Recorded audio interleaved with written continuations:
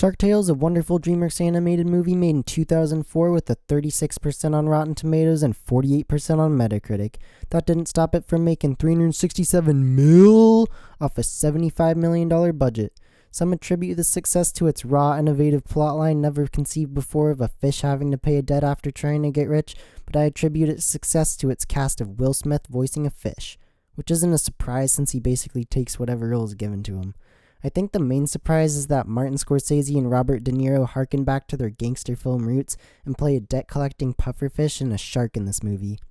You may be familiar with all the killing and violence in Goodfellas, Mean Streets, and Casino that Scorsese is famous for, but you're probably not prepared for the type of horrific shark attacks that are in Shark Tale. But we're not here for the plot of the movie, we're here to take a look back at a crappy license game and see what this gem of a meme has to offer its rabid fanbase in terms of gameplay. Shark Tale opens up with the title screen reminiscent of a GTA loading screen, music and all. Like seriously, look at this. Upon starting the game, you are thrust straight into the first gameplay sequence of being chased by a shark. This is when my heart sank because I realized the type of game this would be. If the best opening they had to offer was following the arrows, then I knew this was going to be painful to play through since it would be filled with minigames. I figured the game would be bad, but I didn't think it would pretty much consist of 6 minigames, barely remixed for some desperate attempt at variety over the course of its 25 different missions. Anyways, let's discuss the first gameplay style, the shark chases. A shark chases Oscar and you are told with arrow prompts of which direction to swim in. And yeah, that's it. Do that for enough time without getting hit too much and you beat the mission. The next mission type is the open level style missions, which are probably on the better end of the spectrum. They consist of swimming around trying to find a certain number of MacGuffins, whether it be pink pearls to make a necklace for Lola, or finding kids spray painting around the town, and you have to stop the unruly kids from destroying the town. There are several different areas to explore in these levels, so it's a little less mindless than a lot of the other mini games on offer. After getting about halfway through the game, I started to notice them reusing earlier level layouts because they couldn't bother to make new ones. There was this one level that I did have fun playing where you scale up 4 different sides of a building, with each side having a unique layout and different enemy types, but apart from that, these were pretty mediocre. They scatter several collectible pearls around the level for you to collect by swimming around them in a circle. I was doing this at first until I realized that the only incentive for me to do this was to get more check marks at the end of each mission. Each mission has 1 check mark that you have to complete to progress the game, with 2 others that are optional for all you hardcore completionists. But I didn't want to play this game any longer than I had to. Next are the godforsaken, generic, bland, stale, awful, terrible stealth sections. These are so mind-numbingly slow and boring that they made me want to speedrun through them, only for my recklessness to get me caught and I'd have to restart the section all over again. It performs the cardinal sin of a bad stealth game, where you get an instant game over screen if you are spotted in most cases. The only thing you have to do in these sections is dodge the enemy sight cones and hide behind some very obviously placed cover, slowly waiting for the enemy to finish their patrol cycle so you can move past. These are definitely the worst part of the game, and the only feeling I got after beating them was a sense of relief. The only redeeming quality from these sections was the design of the cop dolphins. Look how dope they are. Let me clarify, there was no joy to these stealth sections at all.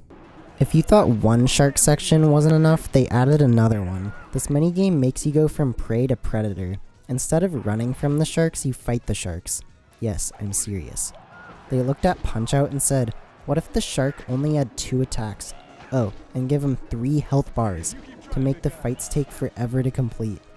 The sharks either attack from the left, middle, or right, and you have to dodge away from them accordingly. Then if he's really feeling it, he'll swim back and wind up for a charging swim attack that also attacks the left, middle, and right. So I guess he really only has 1.5 attacks. But look out, Dark Souls, you think your enemy design is difficult? You may design your enemies to have intricate patterns for a player to learn over time, ultimately leading to a sense of accomplishment, but there's still one difficulty you haven't mastered.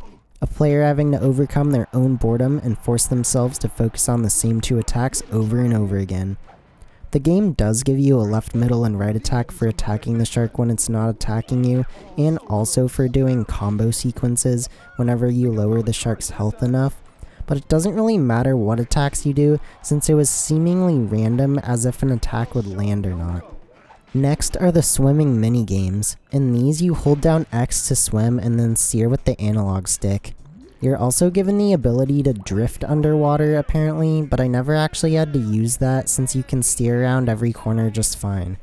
These are very boring as well since you're guaranteed to beat the level as long as you don't run into too many things. Though hitting things is through no fault of your own. This section has some of the worst camera work I've seen in a game. Like, look at this. For the gaps between the buildings? I'm pretty sure this is the right way. They do try to shake up the gameplay a little bit by having you retrieve newspaper in one section to try and throw off your perfect F1 racing line, and an admittedly less boring section where you're given a slam ability to bash the mobster fish trying to attack you. But it was pretty boring overall. Lastly, what you've all been waiting for, the dance sections to licensed music. The soundtrack is one of the only redeeming qualities about this game and probably where most of their budget went, with hits like Bad Boys, Goodfoot, and everyone's favorite, All My Friends Are Sharks. If only YouTube would let me play these songs without copyright striking the video, you too could enjoy these songs. I guess you'll have to imagine the songs playing while I explain the gameplay. The gameplay here is once again very simple. Arrows come around the circle pointed in 4 different directions, and you have to match the arrow's direction with the according direction on the D-pad when it hits the middle circle. There are also notes where you have to hit the D-pad in the direction and a face button in the proper direction at the same time if the note is doubled up. This minigame was a competent enough rhythm game, but fairly simple and generic. Not bad though, and I had a good enough time syncing up my button presses to the good soundtrack. So, was Shark Tale worth playing? No. Definitely no. You're better off watching the movie for sure. The animations, art style, and soundtrack were pretty good, but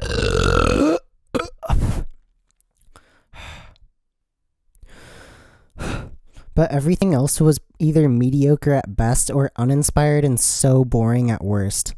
There's plenty of good rhythm games, stealth games, open 2D level games, fighting games, and racing games if you want to call those fish racing sections racing. So Shark Tale doesn't really add anything to any genre it presents besides cop dolphins. I expected the game to be bad, but I was really hoping the game would at least try to be a fully fleshed out single game instead of throwing a bunch of random mini-games at the wall only for none of them to stick. Look up the soundtrack to this game and maybe watch the movie for its meme potential, but under no circumstances should you play this game.